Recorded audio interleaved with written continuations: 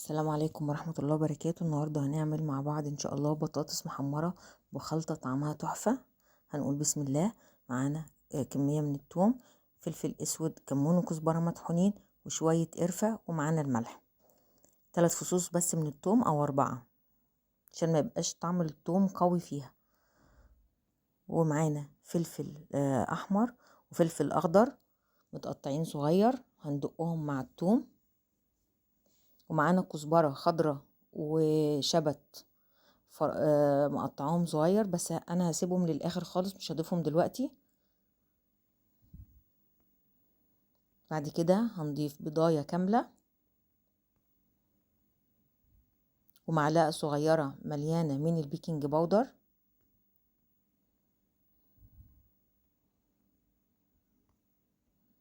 ونبدأ بقى نخلطهم مع بعض بشوكة كده ونخلطهم مع بعض.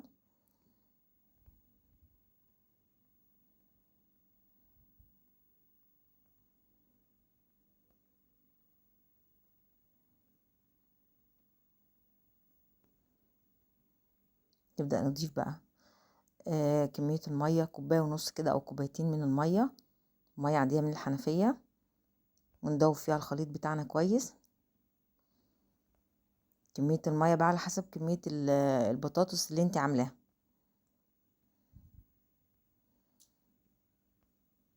بعد كده هنحط معلقتين كبار هرميين من النشا ونخلطهم كويس.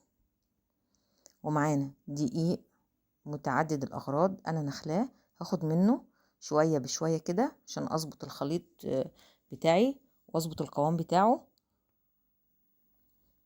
مضرب سلك كده او بشوكة وتبدأي تخلطيه كويس قوي عشان ما يبقاش فيه اي تكتلات، وتضيفي الدقيق شوية بشوية. انا عايزة الخليط بتاعي يكون ولا تقيل قوي ولا خفيف، يعني اتقل من الخليط بتاع الزلابية كده بشوية، عشان بس يعمل غلاف للبطاطساية اللي انا هحطها فيه.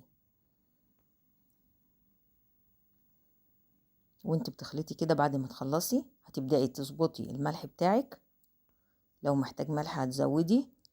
حاسة ان التوابل بتاعتك قليلة طعمها مش ظاهر، تبدأي تزودي برضو شوية توابل عادي.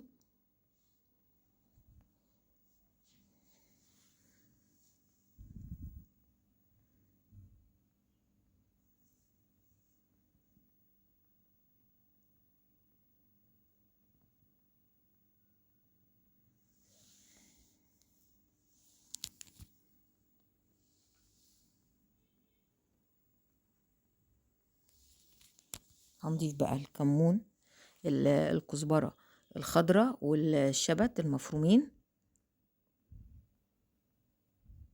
ونخلطهم كويس مع بعض كده.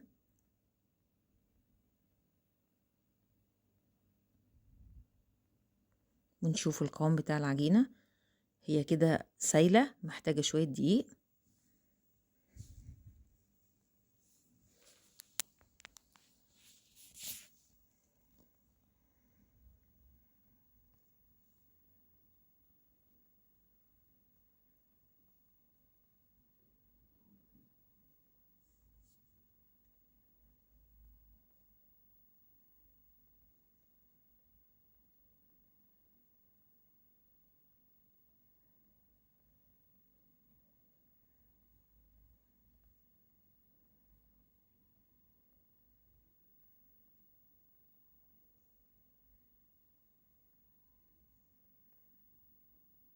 القوام بتاعها كده مظبوط، مش هضيف لها حاجة تاني. دي البطاطس بتاعتي، الصوابع بتاعتها بتبقى تخينة شوية زي ما انتوا شايفين كده ومسلوقة. هبدأ بقى احطها في الخلطة اللي انا عملتها، ومعايا الزيت سخن على النار. تقلبي البطاطس كويس قوي في الخلطة اللي انت عاملاها وتبدأي تحمري زي ما انت شايفة كده. وياريت تطلعيها من الخلطة بشوكة علشان ما تطلعش بكمية كبيرة من العجين، يعني يا دوبك بس متغلفة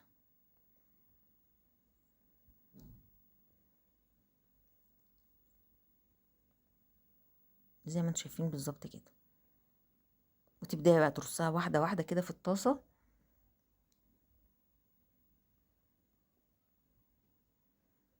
البطاطس دي بيبقى طعمها حلو قوي لما بتقدميها سخنة.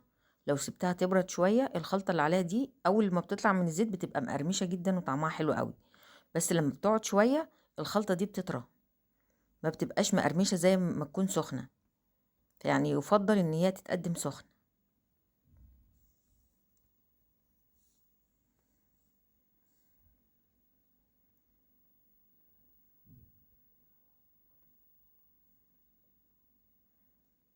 ونفس الخلطة دي تقدري تحمري فيها قرنبيط مسلوق مع جنب البطاطس دي، يبقوا طعمهم هما الاتنين في منتهى الجمال مع بعض.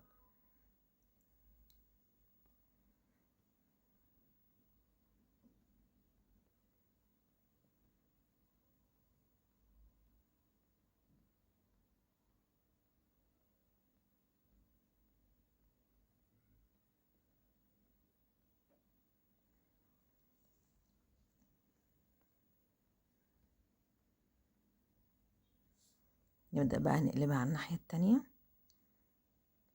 نحمرها كويس قوي.